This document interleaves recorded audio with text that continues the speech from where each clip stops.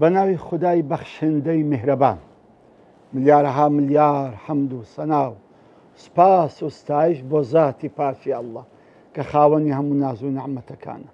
درود و سەڵات و سەلام بڕزێ بەسەر گیانی پاکی پێشەوامان، نوری چاو تاجی سەرمان، محەممەد المستەفا صلی الله عليه وسلم، و لەسەر یار و یاوەرانی و لەسەر شوێن کەوتوانی تا ڕۆژی دوای. السلام علیکم ورحمة الله وبركاته. عزیزانم خۆشەویستانم، خۆشحاڵم ئەو جارش لە بەرنامەکەی خۆتان ڕێگای گەیشتن بە خزمەت ئێوەی ئازوز و بەڕێز و قەدرگران گەیشتن. ئێستا ئێمە هەر باسی زکر دەکەین، بەشێکی تر لە زکری ئەستەغفر الله. دەزانی ئازیزان، واللهی زکر یەکێکە لە نیعمەتە هەرە بەرزەکانی خوای گەورە کە بە ئێمەی بەخشیە.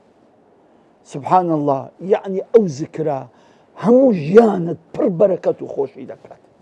واللهی دڵت پێ بەقووەت دەبی، جسمت پێ خۆش دەبی، ڕزقت پێ بەرەکەت دەبی، ژیانت پێ ئارام دەبی، لەکن خوای گەورەش سبحان الله دەرەجەت پێ بەرز دەبی، هەموو کێشە و ناڕەحەتیشت پێ حەل دەبیت. سبحان الله. و بە تایبەتی زکری ئەستەغفر الله. سبحان الله. بزانێ کەمیشە زکری ئەستەغفر الله ئەمری خوایە. هەر خوای گەورە بۆ خۆی لە قورئاندا ئەمرمان پێ دەکات، دەفەرمێ وەستەغفر الله إن الله غەفور ڕەحیم. ئێوە ئیستیغفاری بکەن، ئێوە داوای مەغفیرەت و لێخۆشبوون لە گوناحەکانتان لە خوا بکەن.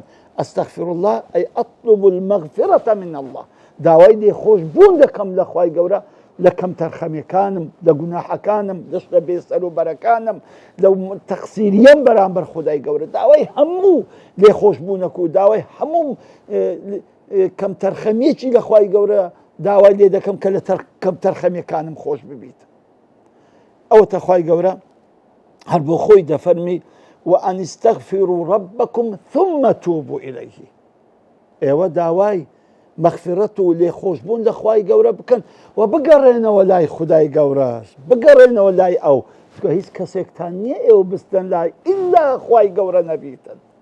ئیسان ئەگەر لە کەسێک ترسا لەبەری هەردێ، بەڵام ئەگەر بتەوێت لەبەر خوای گەورە هەرێ دەبی بەرەو پیلی بچی. ولا مەلجە ولا مەنجا منکە ئیلا ئیلەیک. ئەمە چ پشت و پەناهێکمانی ئیلا ئەتۆ نەبی خوایە. ئەگەر بمانەوێت لەبەرە تۆ ڕاکەین بەرەو پیلی تو دێن یا رب العالمین. لێ خوای گەورە فەرمی وأن استغفروا ربكم ثم توبوا إليه. داوای لێخۆشبوون لە خوای گەورە بکەن لە گوناحەکانتان و پاشان بگەڕێنەوە لای رب العالمین.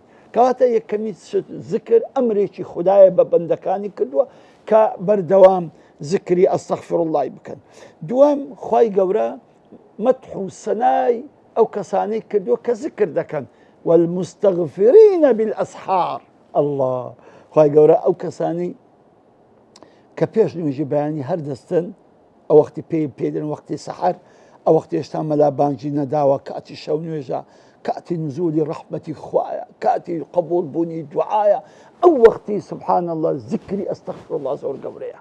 دابنیشی ئەو هات دەدەقەت نوێژ 8 ڕەکەعات نوێژی شەو نوێژی محتەرەمت کردووە، نوێژەکە وترەکانت کردووە، ئەو دەوێ مەلابانگدا 10 دەقەت ماوە، دانیشە 100 جار بری ئەستەغفر الله العظیم وأتوب إليه. ئەم زکرە خوا خۆشی دەوێ و مەدحی کردیە والمستغفرین بالأسحار. خاڵی سێیەم، زکری ئەستەغفر الله و بەردەوام زکری ئەستەغفر الله صفەتێکە لە صفاتی متەقیەکان. بەڕاستی ئەوانی متەقین سبحان الله بەردەوام ئەستەغفر الله دەکەن، بەردەوام زکری ئەستەغفر الله دەکەن. کەواتە ئەتوو خۆتی ناچێ، خۆتی ناڕێزی کاروانی متەقیەکان بەچی؟ بە زکرکردنی کەلیمەی ئەستەغفر الله. خاڵێکی تر ئەوەیە کە بەڕاستی یەجلب الخەیرات. سبحان الله، ئیستیغفار، گەڕانەوە لای خوا، داواکردنی لێخۆشبوون لە گوناحەکانت، سبحان الله هرچی خير بيني دنيا لبوديتن تمشي وآياتك زانا عزيتي نوح دفرميت قومك فقلت استغفروا ربكم إنه كان غفارا. عزيتي نوح دليت قومك دفرمي أي قومي من داوي لي خوشبون لأخواي قورب كان وبقرين ولا إخوا إنه كان غفارا هر أو لقناح كان تان خوش بي وعفو تان دكا باشان ويرسل السماء عليكم مدرارا. الله دفرمي آسمان بلز ما أبي بوئي ودن يرتخواري باران تان بسداد بارينيتن كواتا يشي بالله هو كاري باران بارينو زوري باران بارينو زوربوني أو ذكري أستغفر الله أودو سيمينيان ويمددكم بأموال وبنين مالو من دال تنزور أكا رزق روزي تنزور دكا مالو ثروة سامان تنزور دكا دتاني مالو من دال تنزور به استغفاري خواهي قول زور بكت ويمددكم يعني بمدد لبوتان دي يعني بلشاو لبوتان دي هم من دال تنزور دبي وهم مالش تنزور دبي أو كسي كمن داليني بازكري أستغفر الله يبكى أو كسي كدستي وكرت فقيرة بازكري أستغفر الله يبكاتن باشان دفرمي ويجعل لكم جنات ويجعل لكم أنهارا. الله باغو بيستانا كانتان پر بركة دكا كاني وكانيا وكانتان هم برآو دكاتن سبحان الله بزانا أو هم خير وبركته هم بسويا فقلت استغفروا ربكم أو هيك براستي داوي خوش من الأخوة قورة بكينو وزور استغفارش بكين بران برخواي رب العالمين. خالي شيتر لفائدة كان استغفار أويا كوا يعني من موجبات رحمة الله سبحانه وتعالى يشي كبردوام خوا رحمة بيدك بردوام رحمتي خواي قورة بس هذا بارني كسيشي براستي بردوام رحمتي خواي قورة بس هذا باري بس يتي أو تخواي قوري بخوي فرمي لولا تستغفرون الله لعلكم ترحمون فرمي إيه بو استغفارنا كانوا ناقرين ولا إخواو توبنا كانوا داولي خوش بون لأخوانا كان هتا خواي قوري رحمتان بيبكات خالي شتر أوي كعذاب ما ليدور لكوتوا هر كسك هر ملتك هر قومك هر شارك براسي استغفار زور بكا زور بقريت ولا إخواي قوري توبة بكاتن خواي قورا عذابيان نادات أو تخواي قورا بخوي أفرمي وما كان الله معذبهم وهم يستغفرون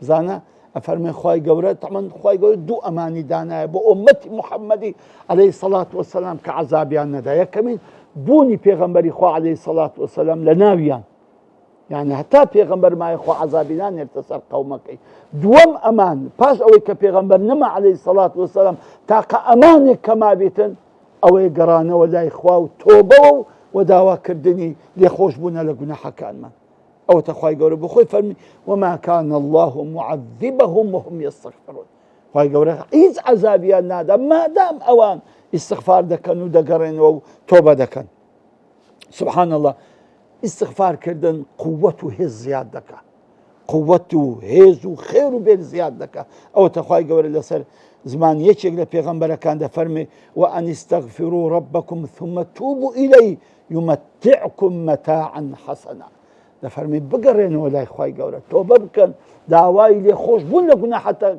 قنا حكاتا بكن بقرين ولا إخواي قولة يمتعكم متاعا حسنا خواي قولة تمتعتان بيدك بهرس متاعي حسنا لهيزو قوته ده صلاة وخير وبركة سبحان الله عزيزان ذا براستي يعني استغفار فائدة قلق زورة فائدة هي له ضلت فائدة هي له جسم فائدة هي له مال من دالت فائدة هي بو مستقبلت فائدة هي بو جياني روجانت فائدة هي بو رزقت فائدة هي بو همو وجودت سبحان الله صندقتو خليشي استغفار بي صندق بردوام أو ذكرى بكي والله أو ذكرى أبيت ماي خير وخوشي لبوتو لحمو حالتك تبعي خير وخوشي لبوتو كابريك هاتا كد إمام حسن بصري كدان يشتبو أو عالم قورة فرمي قربان والله باران ناباري للاي إما تسبكين فرمي برو زور استغفار بك كابريش قلت يا إمام والله لا من دال منابي من دال فرمي برو استغفار بك یەکەچکە هات گوتی قوربان وەڵڵاهی ڕەز و باغمان زۆر بێ بەرەکەتە چ بکەین فەرمووی بڕۆ ئیستیغفار بکە. یەک لە تەلەبەکانی گوتی قوربان ئەوە هەموو هەر یەک عیلاجت پێگوتن. ئەوژە ئەو ئایەتەی حەزرەتی نوحی لۆ خوێندەوە فقلت استغفروا ربكم إنه كان غفارا يرسل السماء عليكم مدرارا ويمددكم بأموال وبنين ويجعل لكم جنات ويجعل لكم أنهارا. ڕاستی ئیستیغفار دەرمانی هەموو دەردەکانی ئێمەیە. ڕاستی ئێمە ئەگە بارانمان کەمە، ئەگە بەرەکەتمان کەمە، ئەگە ڕزق و ڕۆزیمان کەمە، ئەگە بەرەکەت لە ژیانمان نمایە، ئەگەر بەرەکەت لە کاتمان نمایە، ئەگە بەرەکەت لە علممان نمایە، ئەگەر خۆشیمان نمایە، ئەگەر ئارامیمان نمایە، ئەگەر منداڵمان ساڵح نین، هەر هەموو ئەوانە هەموو عیلاجەکەی ئیستیغفارە. جا بۆیە بەڕاستی ئەگەر دەمانەوێ لە ڕۆژی قیامەت دڵمان خۆش بێ، کاتێک ئەو سەفحەی ئەو موسحەفەی ئەو دەفتەرەی کە وەری دەگرینەوە سەحیفەی ئەعمالمان کە وەردەگرینەوە، ئەگەر دەوێت دڵت خۆش بی، ئەگەر دەتەوێت بە پێکەنینەوە دەفتەرەکەت بکەیتەوە، مەردی خوا بە ئیستیغفاری زۆر تێدا تۆمارکە، مەردی خوا بە بەردەوام ئەستەغفیرڵڵاه بکە، ئەستەغفیرڵڵاه بکە لە هەستانت، لە دانیشتنت، لە ڕۆیشتنت، لە کاتی ئیشت، لە کاتی بێ ئیشیت، لە هەموو حاڵەتێک ئەستیغفار بکە، چکە تو نازانی لە چی هەر لەحظەیەک خوای گەورە ئەو ئیستیغفارە لێ قبوڵ دەکە و لە هەموو گوناحت خۆش دەبی و هەرچی خێر و بەرەکەتیشە بە قسمەتە دەکە.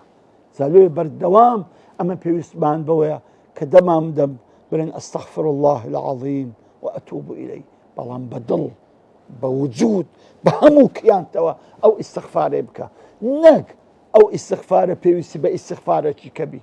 وەکو یەک لە عاریفان دەفەرمێ ئیستیغفارنا یحتاج إلى استغفار، هەر ئیستیغفارەکەمان هەر تۆبەکەمان ئەویش پێویستی بە تۆبەیەکە هەیە، چکە ساغ و دروست و تەواو نییە. دەبۆیە بەڕاستی بە هەموو کاتەکانی ژیانمان بەردەوام ئەو زیکرە عەزیمە بکەین. وەڵڵاهی پیاوێکی ئەناسم مامۆستا ئیسماعیلە ڕەحمەتی خوای لێبی، خوایە فەوتی کردووە، خوا دەرەجەی عالیکە خوایە. ئەو مامۆستای بەڕێزە دەفەرمی هەر کاتێک ئیشم بەخوای باە، ئیشێکم هەبایە و پێویستێکم پێ باە، ئەی فەرموو دەچوومە پەنایەک 1000 جار بە تەسبیحەکەم دەگوت ئەستەغفر الله العەظیم وئەتوب ئیلەیه، ئەستەغفر الله العەظیم وئەتوب ئیلەیه. پاش ئەو ئیستیغفارێ دوعایەکەم دەکرد، یەکسەر خوا دوعایەکەی قبوڵ دەکردم. سبحان الله، تەجروبەیەکی هەیە لەگەڵ خوای خۆی، مامەڵەیەکی هەیە لەگەڵ خوای خۆی. هەر کاتێک ئیشی بەخوای هەبایە 1000 ئیستیغفاری دەکرد و پاشان داوایەکەی لە خوای دەکرد و خوای گەورە داوایەکەی لۆ جێبەجێ دەکرد. یەکەواتە بەڕاستی ئەگەر دەمانوێت ئەو داواکاریانی کە هەیتمان لە خوای متعالا داوا بکەین، خوا پێمان ببەخشی، مەردی خوای بە ئیستیغفار زۆر بکە، چکە بەڕاستی ئیستیغفار دەرمانی هەموو دەردەکانی ئێمەیە. جا بۆیە ئیستیغفاریش بەشێکە لەو زیکرانەی کە خوای گەورە بە ئێمەی فەرموویە واذكروا الله ذكرا كثيرا، ئێوە بەردەوام زیکری خوای گەورە بکە. و گەورەترین زیکریش گوتمان قورئانە و پاشان کەلیمەی ئەستەغفر الله. سبحان الله، سان کە بەردەوام زیکری کرد شەرمێ دەکا گوناح بکات، و بەڕاستی ئەو ئیستیغفارە وەل لێ دەکا شەیطان لێ نێزیک نەبتەوە، شەیطان لێ دوورکەوتەوە، هەوا و نەفس و شەهەواتەکانیش ئەوانیش دامرچێنی و حەبسیان بکەی و کۆت و زنجیریان بکەی بەو زیکرانەی کە دەیکەی. کەواتە بەڕاستی ئینسان ئەگە بەردەوام زیکری خوای گەورە کرد، بەردەوام دوور دەبێت لە شەیطان و دووریش دەبێت لە گوناح. دەبەرچی دواتر وا داوای تۆبەی دەکەی، وا داوای گەڕانەوەی دەکەی لۆ لای خوای گەورە، دەتەوێت خوای گەورە لە هەموو گوناحەکان خۆش بی. چۆن فکر لە گوناح دەکەیتەوە، چۆن لە بۆ لای گوناح دەڕۆی. جا بۆیە ئەستەغفر الله یعنی خوایە من داوا دەکەم لە هەموو گوناحەکانم خۆش بی، لە هەموو کەم و کەسریەکانم خۆش بی. ئەستەغفر الله. بۆیە حتا لە نوێژەکانمان ئاگادارن. ئەو دارێکەشم بلوتان باس کردووە، کاتێک کە ئینسان نوێژ تەواو دەکا 3000 ئەستەغفر الله دەکا. باشم تازە نوێژم کردیا، دەباتی حەمد و سەنای خوای گەورە بکەم، لۆ ئیستیغفار دەکەم. ئەخە لەبەر ئەوەی ئەگەر ئەو نوێژت هەموو کەم و ئەگەر هەر کەم و کەسرێکی تێدایە، هەر نەقوسانیەکی تێدایە کە نوێژێک نییە لایقی خوای گەورە بی، خوایە من دەگەڕێمەوە لای تو و داوای مەغفیرەت و داوای لێ خۆشبوونی لێ دەکەم لەو کەم و کەسرێدا. وەڵڵاهی ئەمە هەموو ژیانمان کەم و کەسریە، وەڵڵاهی هەموو ژیانمان عیب و عار و گوناحە.